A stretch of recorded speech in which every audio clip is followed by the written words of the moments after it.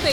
जी हां, यूपी में आज योगी मंत्रिमंडल का विस्तार होगा। शाम 6 बजे बताया जा रहा है कि यह कैबिनेट विस्तार होगा। 6 से 7 नए मंत्री शपथ ले सकते हैं। यह बताया जा रहा है कि जितिन प्रसाद को मिल सकता है मौका। उधर छत्रपाल गंगवार मंत्री बनाए जा सकते हैं। धर्मवीर प्रजापति के नाम की भी चर्चा है। ये वो नाम हैं जिन्हें मंत्री बनाया जा सकता है। इसके अलावा अगर हम बात करें तो रेस में संगीता बिन भी शामिल हैं। इनके अलावा छत्रपाल गंगवार, जिनके नामों की चर्चा चल रही है। इसी खबर पर और विस्तार से हम बातचीत करेंगे। बरखा भी हमारे साथ जुड़ चुकी है और साथ ही साथ हमारे एग्जीक्यूटिव एडिटर ऐश्वर्या कपूर भी हमारे साथ जुड़ चुके हैं। ऐश्वर्या से मैं सबसे पहले सवाल लेना चाहूंगी। ऐश्वर्या, एक लंबे समय से या फिर यूं कहिए कि बहुप्रतीक्षित था ये मंत्रिमंडल विस्तार। आज इस मंत्रिमंडल का विस्तार होने जा रहा है। क्या कुछ और इंफॉर्मेशन आप तक आपके सोर्सेस पहुंचा रहे हैं? जी हिमानी, सबसे पहले आप इसमें 2 नाम और जोड़ सकती हैं और हमारी ब्रेकिंग टीम इन्हें ऐड कर सकती है। बेबी रानी मौर्य जो कि उत्तराखंड की पूर्व गवर्नर हैं और उनको एमएलसी बनाने के लिए बात चल रही थी और अब उनको ये बताया जा रहा है कि वो कैबिनेट में आ सकती हैं। इसी के साथ ए के शर्मा वो फॉर्मर ब्यूरोक्रेट हैं प्राइम मिनिस्टर्स ऑफिस के, जिनको कि एमएलसी बनाया गया था और बहुत बात थी कि क्या वो एक बड़े पद पर आएंगे बीजेपी में, और फिर उन्हें बीजेपी का उपाध्यक्ष बनाया गया था प्रदेश में, और अब ये बात तय है कि उनको भी मंत्रिमंडल विस्तार में जगह मिलेगी। और तो ये 2 वो नाम है। बेबी रानी मौर्य एक ऐसा नाम है जो कि बीजेपी के साथ तो काफ़ी लंबे समय से थे, लेकिन गवर्नर बनने के बाद फिर उनसे रेजिग्नेशन कराया गया और फिर उनको एक्टिव पॉलिटिक्स में लाया जा रहा है। तो बीजेपी को कहीं ना कहीं एक गैप ज़रूर दिख रहा होगा उस सेक्शन ऑफ द सोसाइटी के लिए, और तभी क्योंकि ये जो इलेक्शन से 3, 4, 5 महीने पहले जो भी ये कैबिनेट रीशफल होते हैं वो सिर्फ इसीलिए होते हैं कि अगर कहीं कुछ कमी रह गई है तो उसको तो फिर उसको पूरी करने के लिए, ताकि एंटी इनकम्बेंसी फैक्टर को आप कम से कम कर सकें। और यहाँ भी यही है कि आज शाम को 6 बजे के बाद किसी भी समय में बताया जा रहा है शाम को 6 से 7 के बीच ये कैबिनेट का जो रीशफल है इसकी औपचारिकता अनाउंस की जाएगी। प्रदेश की जो गवर्नर है आनंदीबेन पटेल वो वापस लखनऊ पहुंच रही हैं। 1:30 से 2 बजे तक वो पहुंच जाएंगी। उसके बाद ऑफिशियल नोटिफिकेशन जारी होगा।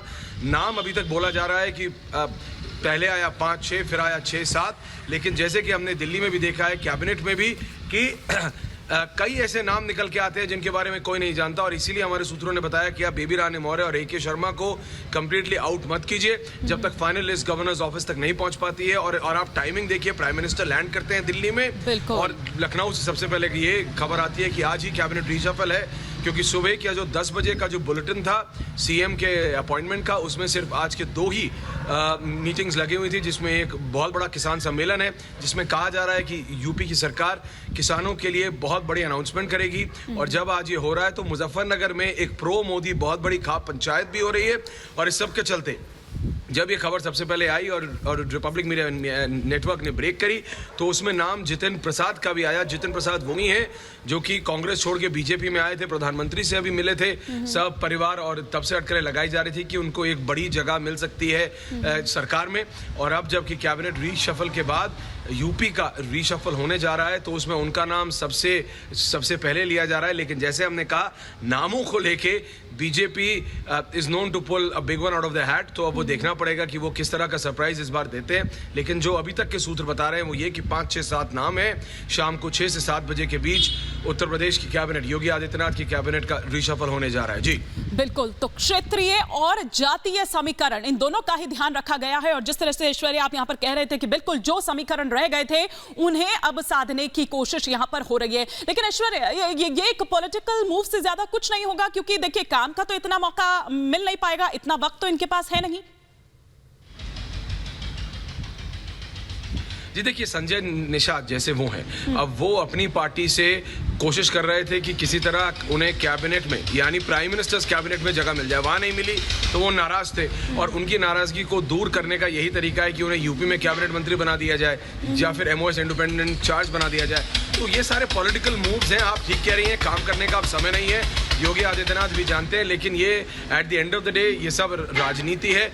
उन लोगों को अपने सेक्शन में, अपने सेक्शन ऑफ द सोसाइटी में, अपने लोगों को, अपने सपोर्टर्स को, अपनी कास्ट को एक मैसेज देना है कि देखो हमारी भी बात रखी गई और अब हमें मंत्री बनाया है, तो अगली बार भी जो अगर यूपी में योगी आदित्यनाथ की सरकार आई तो हम मंत्री बने रहेंगे। सो ये जो एक मैसेज है कंटिन्यूएशन का, और एक वो जो मैसेज है कि हाँ आप भी हैं।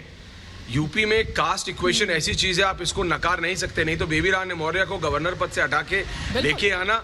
बीएसपी वेस्टर्न उत्तर प्रदेश में उनके इंटरनल सर्वेज में 11-12 थी और अब 50-55 पहुंच गई है। This is a point of concern for Yogi Adityanath as well. और इसीलिए जब आप बेबी रानी मौर्य को लाते हैं, आप AK शर्मा को एक्टिव में लाते हैं, तो ये वो सारे नाम है, संजय निषाद को ला रहे हैं, तो आप कहीं ना कहीं ये भी एक मैसेज देना चाह रहे हैं कि आप सबको एक साथ लाते हैं। यूपी में it's an open secret Himani कि ब्राह्मण बीजेपी से नाराज हो रहा है, ब्राह्मण बीजेपी से नाराज हो रहा है। कहां हो रहा है किसी को नहीं पता, लेकिन एक ये हवा है और ये हवा पिछले 2 से 3 सालों में बहुत ज्यादा तूल पकड़ रही है। तो क्या उसको नलिफाई करने के लिए जितिन प्रसाद, AK शर्मा को आप मतलब इंडक्ट करेंगे? तो ये वो सारी चीजें कि इलेक्शन में जाने से पहले कार्डर को भी मतलब अपलिफ्ट किया जाए और सारी सेक्शंस ऑफ द सोसाइटी, जैसे आपने कहा क्षेत्रीय समीकरण और जातीय समीकरण, दोनों को सेट करना इलेक्शन में जाने से पहले बहुत जरूरी है।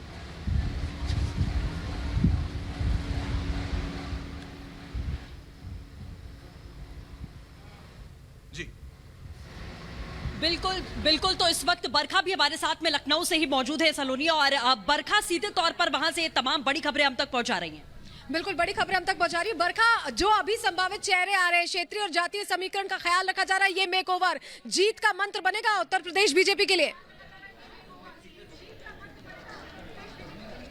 सलोनी, आवाज बहुत स्पष्ट तौर पर नहीं आ पा रही है, लेकिन देखिए पहले 5 नामों का जिक्र किया जा रहा था। अब शाम 6 बजे का जब वक्त तय किया गया सलोनी, तो कहा जा रहा है कि 6 से 7 नाम हो सकते हैं। यहाँ पर ऐश्वर्या ने खुद यहाँ पर कुछ नाम साझा किए। उन्हीं में से देखिए धर्मवीर प्रजापति है, जितिन प्रसाद जो हाल ही में शामिल देखिए हुए थे कांग्रेस छोड़कर, संगीता बलवंत बिंद, छत्रपाल गंगवार, संजय गौंड है। और जो सीधे तौर पर कहा जा रहा है कि कुछ ही महीनों में चुनाव होने हैं और सीधे तौर पर जो जातिगत राजनीति है उसको साधना होगा, क्योंकि इतने महीनों में काम तो देखिए क्या करके दिखाना होगा, लेकिन जो पूरे के पूरे समीकरण है ना उनको जरूर बैठाना होगा। अगर हम बीजेपी की बात यहाँ पर करते हैं, जितिन प्रसाद का नाम जो सबसे पहले निकलकर सामने आ रहा है। देखिए ब्राह्मण वोटों को साधने की कोशिश है। जितने भी मुख्यमंत्री उत्तर प्रदेश में रहे हैं सलोनी, कहा यही जाता है मायावती से लेकर अखिलेश यादव तक की ब्राह्मण वोट जो हैं उन्होंने बहुत अहम भूमिका निभाई है। और जब जितिन प्रसाद शामिल हुए थे बीजेपी में तो यही बात कही जा रही थी कि ब्राह्मण वोटों को आने वाले चुनावों में, आगामी चुनावों में साधने की कोशिश की जाएगी। और अब अगर जितिन प्रसाद को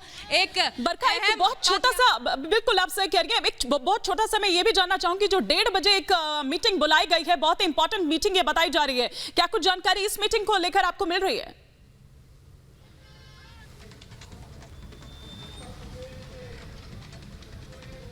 हिमानी अपना सवाल दोहराएंगे आप? बरखा 1:30 बजे एक बैठक बुलाई गई है इस शपथ ग्रहण, ये जो मंत्री बनाए जाएंगे उनसे ठीक पहले इस मीटिंग को लेकर क्या जानकारी आपको मिल पा रही है?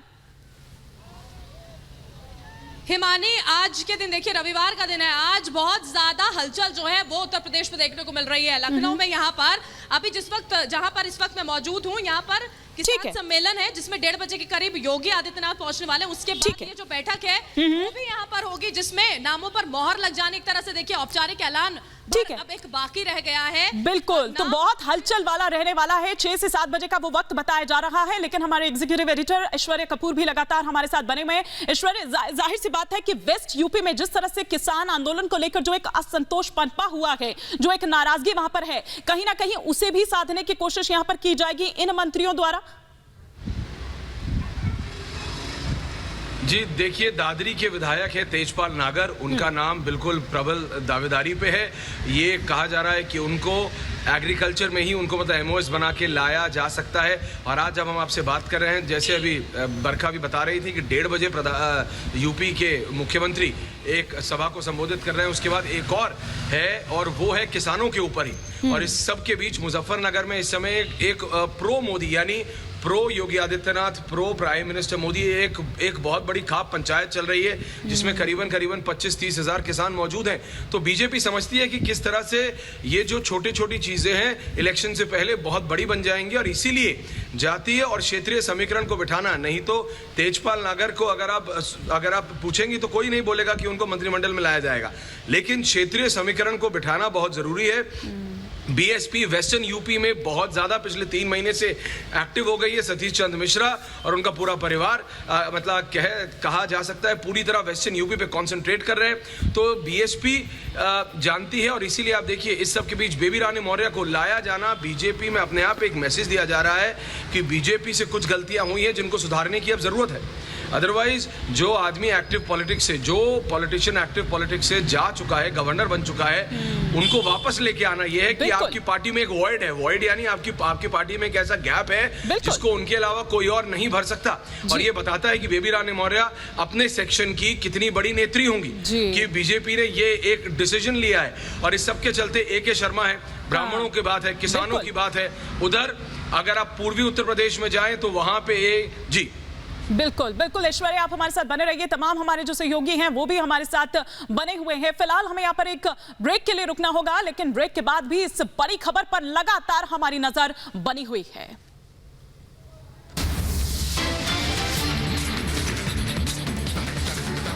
और आगे दिखाएंगे आपको योगी की नई टीम में कौन कौन होगा शामिल। आप देख रहे हैं देश का नंबर 1 चैनल, हम लगातार बने हुए आपके साथ लाइव।